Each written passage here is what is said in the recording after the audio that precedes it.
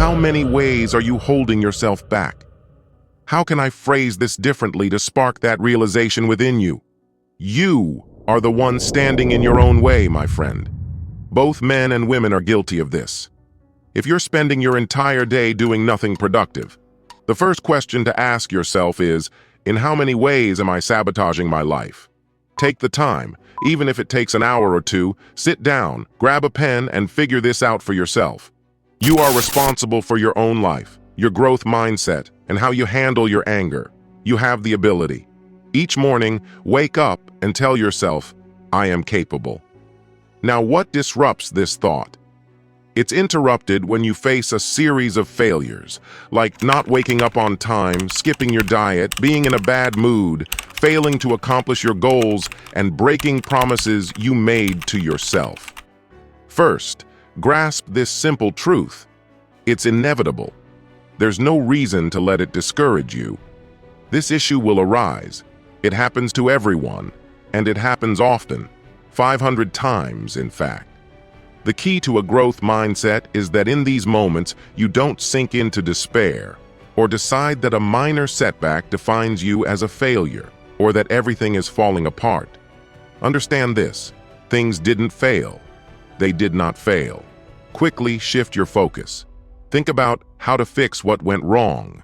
Embrace a problem-solving mindset. Immediately switch to repair mode.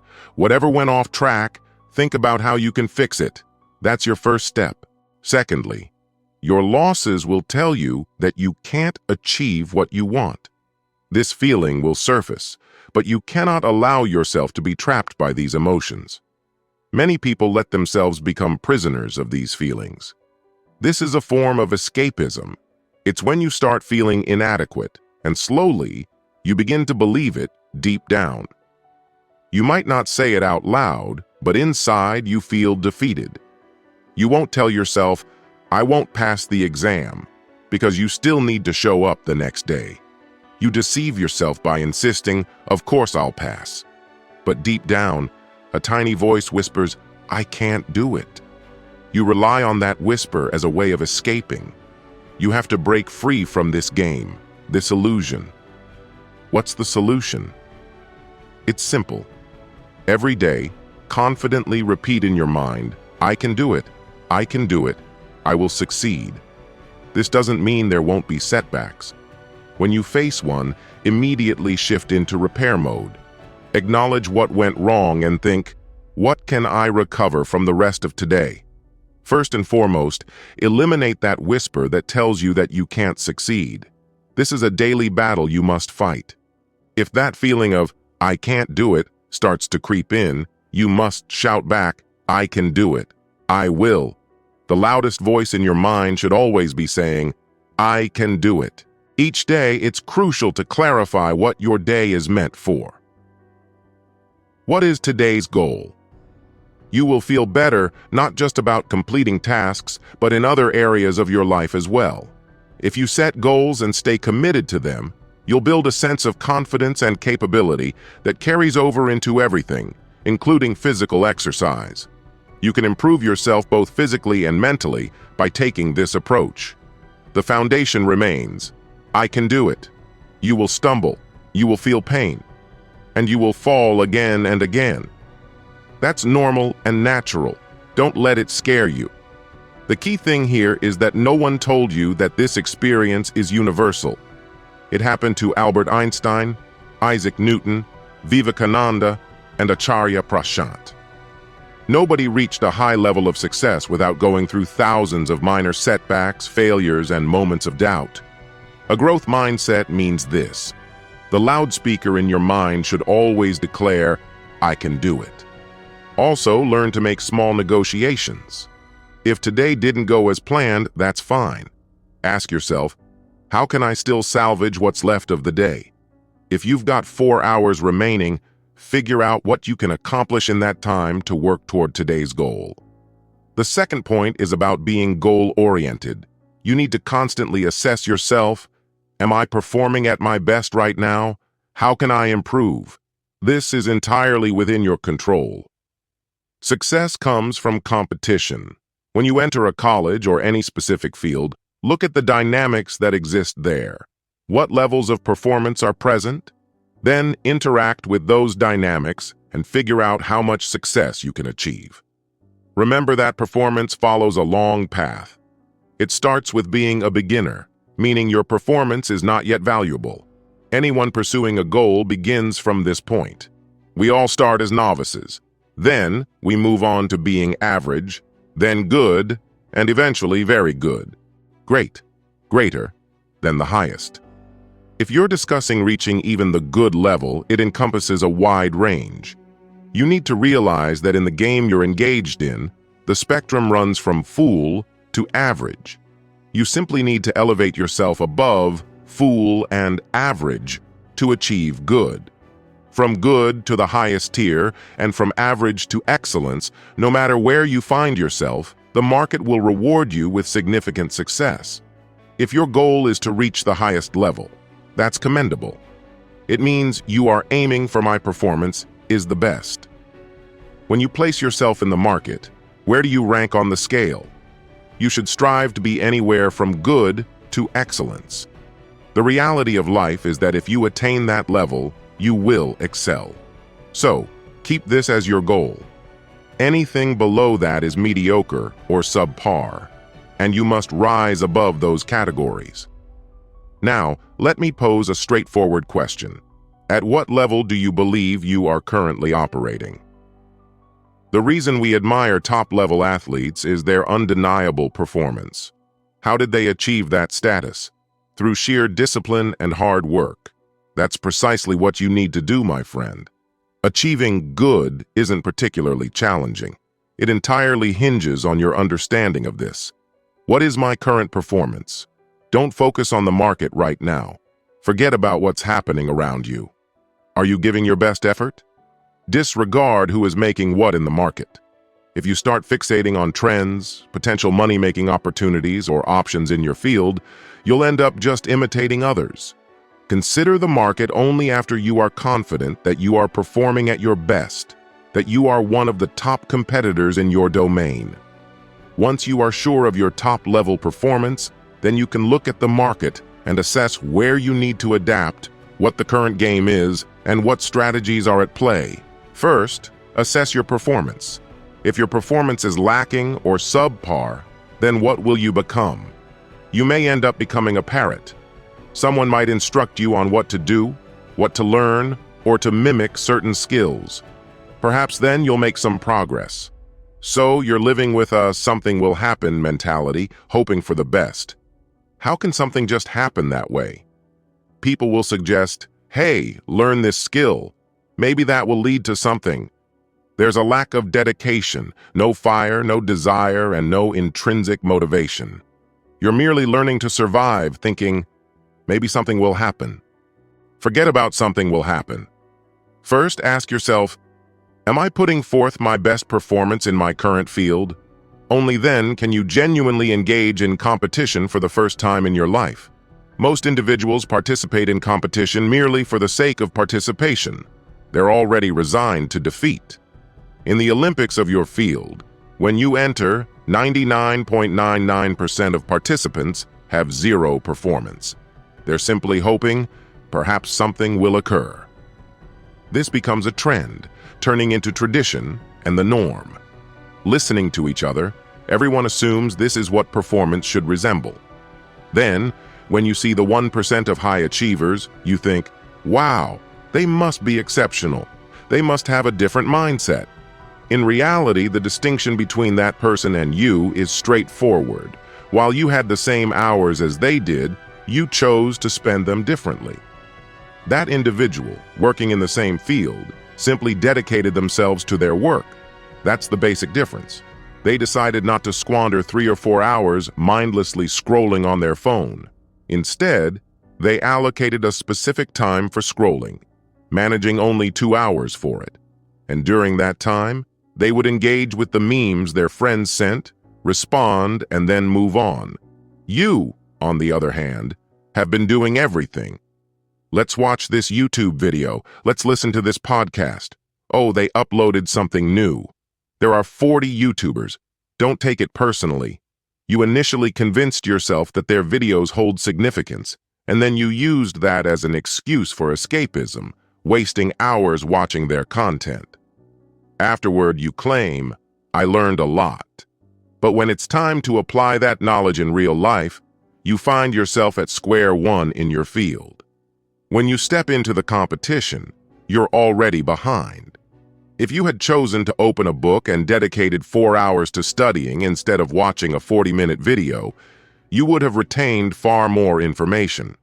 Watching a 40-minute video while half asleep only allows you to catch a few points here and there, but you didn't genuinely learn anything.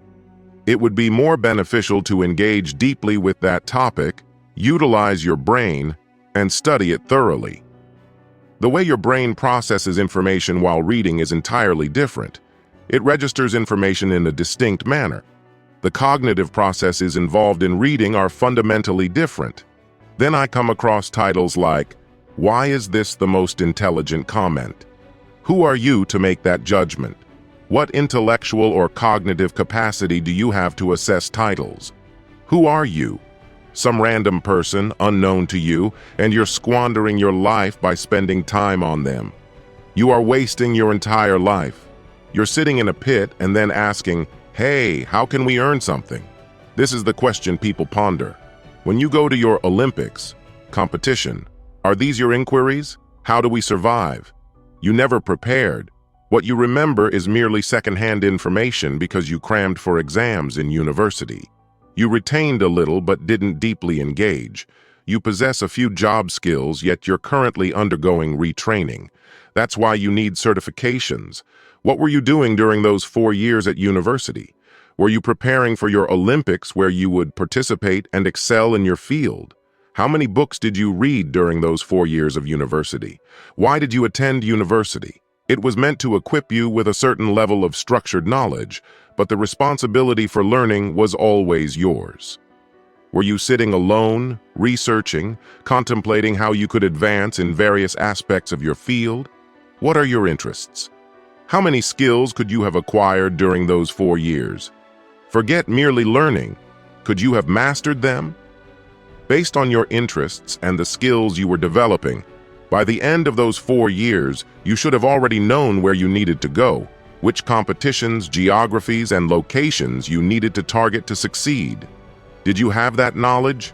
Were you aware of anything? Or were you simply waiting, thinking, "The university will take care of admissions for me, and the university will secure me a job"? Did you pay the university for this? The university is merely a medium to present information in a compact, organized format. That's all. It offers you structured, concrete education, but everything else depends on your effort. International education operates in this way. Whether or not you attend university is irrelevant. If you want to accomplish something, just do it. It doesn't matter if you fail, no teacher will be upset with you like they might in school. You can sit in class, watch a movie on your phone with headphones, and no one will care. You have to take the initiative and study on your own. Preparation is your responsibility, and your performance is entirely up to you. You find yourself performing at a certain level. "Oh, I just want a free trip to Paris." Do you think he would have achieved anything? Their motivation lies in striving for their best performance. They believe their performance is already excellent, and by comparing themselves to their competition, they become inspired to push even further. This concept of plus ultra, beyond the limits, signifies the drive to exceed expectations.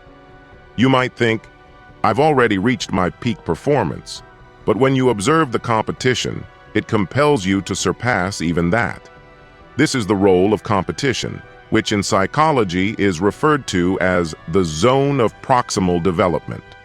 When you are surrounded by others who are masters performing at an exceptional level, your own performance improves because of their influence. You learn from them without consciously considering your own performance level. Have you ever reflected on what your rank would be in the world within your field? You've likely never pondered that question. Suppose someone poses a straightforward question in a podcast and gives you a 40-minute exam. You would likely fail that test because you haven't retained any useful information from the video. Yet you continue watching podcasts and tell yourself, wow, I learned a lot. Instead of genuinely educating yourself by exploring real resources and expanding your knowledge through authentic learning, you depend on podcasts. You assume the onus is on them to make you intelligent. You're being foolish. You're a lazy fool who simply wants to sit back and consume some low-quality content that isn't providing you with any real learning. Open a book. It's hard work. Reading demands effort. You need to engage your brain to understand a sentence. But no, you prefer to recline and hit play. You want someone to spoon-feed you whatever it is, whether it's pseudoscience, superstition, or some misguided perspective. Then you'll declare, yes, he's making a valid point. Because of System 1 thinking, it feels intuitively right to you. Referencing Daniel Kahneman's System 1 thinking, you'll exclaim, wow, this is so true. Then you'll rush to comment, this person is very intellectual. You know why you think that? Because you're being foolish. That's why you perceive them as intellectual. You're a fool who's undermining your own progress, and that person is an even bigger fool for convincing you to do so. The third aspect is appetite. What are your appetites and cues? They can include lust, pleasure, wasting time aimlessly, and engaging in pointless drama. All these elements contribute to your appetites. When you interact with drama and outrage by merely opening your phone, they provide cues that drive you to consume more, resulting in a sense of reward. It's crucial to limit these stimuli. Whether it's podcasts or YouTubers you follow on your phone, remember that none of them are truly close to you. They're all strangers, just faces you recognize. You don't actually know them, and they don't know you. You don't know anyone. Your objective should be to elevate yourself to a state where all these people you feel a connection to, whom you believe you love in a parasocial manner, become unrecognizable. That's when you're genuinely on the path to any form of development, whether it's intellectual, wisdom-focused, goal-oriented, or motivational. This growth occurs when these external sources become unfamiliar. The most significant aspect of life, what flourishes, blossoms, and resonates within your existence, is your own consciousness, thoughts, and life. Until that becomes the most prominent aspect of your perception, you're merely distracted. You're directing all your energy towards someone else while living your life, letting someone else be your ruler. You resemble a worker ant, laboring to support someone else in the colony, even though you have the potential to become the queen or king. Why are you allowing someone else to reign? The more you distance yourself from these stimuli, the closer you will get to your true self. The more you focus on your life, the more contemplation you'll engage in. Why? Because these distractions don't even allow you the opportunity to think, my friend. Consider this. I consumed some cheap food today, and now I feel heavy and fatigued. Just think of those two words, tired and heavy. If you're feeling tired or heavy and sweating because of the rich food you ate, how will you reflect on yourself? You've allowed yourself to become distracted merely because of the food. Even food possesses enough power to derail your focus. Now you think, I'll just lie down for a bit, rest a little. I don't have time to think right now because my mind is exhausted and my body is working overtime. The body expends so much energy that even the act of thinking feels burdensome. If food can affect you this way, imagine what cues do when you mindlessly watch a video. I'm not suggesting you gain valuable knowledge from it, as real information comes from reading. I implore you, please read. Reading activates different regions of your brain neurologically. The advantages of reading are vast. It enhances your speaking skills, comprehension, and vocabulary. It directly influences your cognitive abilities. The more you read, the sharper your cognitive skills will become, and your vocabulary will expand. When you rely on these mediums that dictate your thoughts, you're entirely outsourcing your thinking process. You're simply listening, yet nothing truly registers because the speaker talks too quickly or inundates you with so much information in 30 minutes that you can't process it all. Then you rush on to the next video without even reflecting on what you've just consumed. You can't do this when reading. Reading takes the time it requires. If you need to think, you pause and contemplate. Whatever subject you engage with, I encourage you to switch to reading. Do it for yourself. Additionally, if you want to contemplate your life, dedicate 3 to 4 hours to that process. If you're watching long videos or listening to podcasts featuring people you neither know nor care about, whose names are just extra clutter in your life, it's an unnecessary cognitive burden. The presence or absence of that person in your life wouldn't change anything. If, for instance, that person's father hadn't fathered them and the sperm had ended up in the toilet, it would make no difference in your life. So why squander your time on it?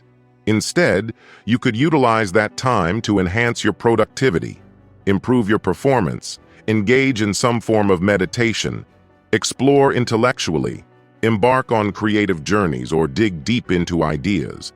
Even if you're not an archaeologist, you can envision yourself on an excavation of concepts. You can immerse yourself in all of these pursuits. Big YouTubers may talk big, but they often distance themselves from this bias.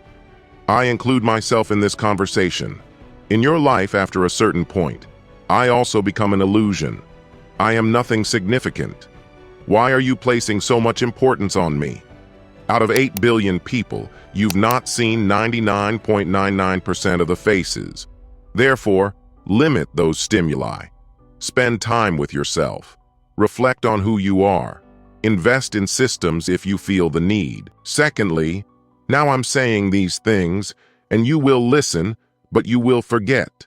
I'm telling you, brother, I only need a simple 5,000 to 10,000 people like this. I don't have any other expectations. Look at my last 2 videos. Am I talking nonsense or am I speaking sense? How many people are watching right now? You all are watching worthless videos, watching drama videos. Watch them consciously. See how I invest my time, where my time goes. Consciously be aware. And how much am I lying to myself by saying that engaging in this stimulation is making me better, that it's helping me a lot? All you have is an impression, a feeling which is self-invented. Give the most serious attention to your life. Your life is the episode. Your life is the story. Your life is the mission. The most important aspect in your life is your life. If we start talking about important things, there are 50,000 of them. How many species are on the verge of extinction because of lights? How many problems are occurring? Some habits are being destroyed. The list will never end if we start talking about things that are important. Out of them, 99% of things you don't even know about. The most important thing any day in your life is your life. Fix that. If you are performing at a better level in it, then you actually have the power to impact things that you really think are important as well. Engrave this video in your life, hold it in your hand, or wear it around your neck. Don't let it go. Don't let go of the thoughts and ideas in it. Don't forget it after a month. Either write it down somewhere, make a bond with it. This is now my lifestyle. Whatever I talked about in the video is now my lifestyle. Reading over any type of distraction. Reading. Reading is information consumption and performance increment. It is the priority of my life. And disengaging from stimulation. Promise to yourself. Make this promise, and life will become awesome. Intellectually, you'll thrive. From beauty to happiness, everything will become awesome. Make it awesome.